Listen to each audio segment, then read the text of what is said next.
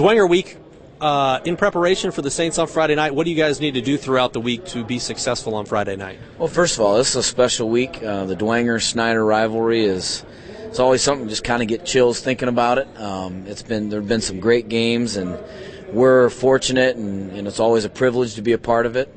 And certainly this year we expect the same kind of thing. I mean, they're good, and we'll have our work cut out for us. They're the biggest thing, they're good up front. They have some good offensive and defensive linemen, and for them, everything starts with a big core on the line, and so we'll have to do a good job. Defensively, you guys are playing outstanding football, but what do you have to do against this Saints offense to be as successful as you have been in weeks past? Well, it's an option offense that puts a premium on discipline and guys doing their job and only their job, because if you start to do somebody else's job, that creates a hole in the defense that kind of offense will take advantage of. So, it's an offense that we have to be aggressive, but yet be aggressive doing your individual responsibility, so the collective defensive scheme will work. Offensively, what's the biggest key? Because last week we saw, I guess, in the second half of the Cathedral game, Dwenger, the running game kind of wore on them. Is that something that you guys have to come out and establish early on to get things going offensively? Well, I mean, we're always going to try to run the ball, but we know against a good defense, you got to be able to be balanced. So, our goal is to be balanced, to run it and to throw it, and to throw it when they think we're going to run it, and run it when they think we're going to throw it, kind of deal. So, we have to be balanced, and that starts up front. We got to be able to block their big guys and their talented guys inside, and then they play a lot of fronts. They do a lot of different things on defense. So we have to identify what they're doing, and then know our scheme to be able to execute whatever we're blocking up. And then in the passing game, we got to be able to protect, give the quarterback time to throw, and the receiver space to catch it. In the last decade or so, these games have been tight.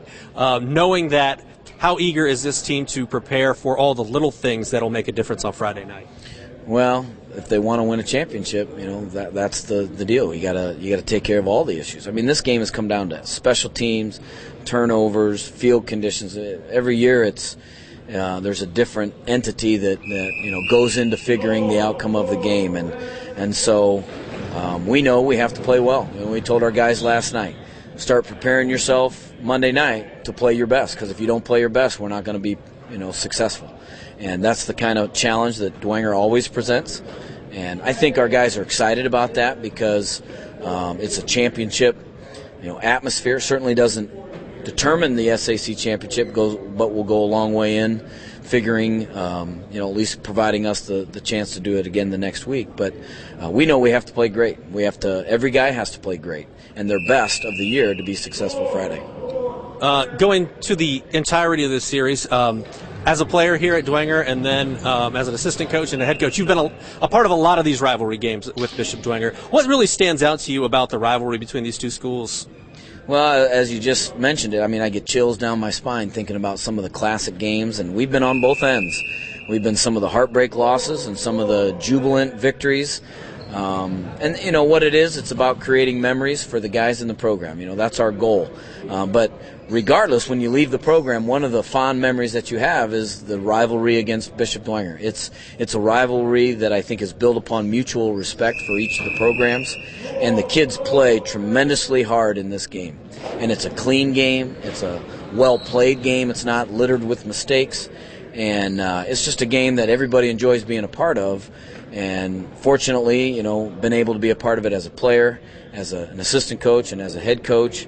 And it's just something that's special every year. It's something that we look forward to. And remembering back, the games, the many games that we've been a part of, and the people that were in those games, just, bring back great memories. Is there any one game for you as a head coach that sticks out to you, or any one moment? Not really. I mean, they all are kind of just special memories. And I can remember vividly my senior year playing in 1989, and the game. I can remember it like it was yesterday. And then also, the many times celebrating with the coaches and the players and victories, and then having those long weekends on some of those defeats. So it's just a special game. Final question: what's your message to these guys on Friday before you hit the field, knowing that this game is a game that they will take with them in their memory banks forever? Well, to create memories that are positive, we have to play well. And to do that, we have to prepare like crazy, during the week. They have to prepare and practice, and then they have to do their individual preparation. We can prepare them physically, but they have to prepare themselves mentally and emotionally to handle all the things that come with just an exciting atmosphere on Friday night. And, it's cliche, but, them having that experience is what benefits them down the road, and that's what high school sports is about.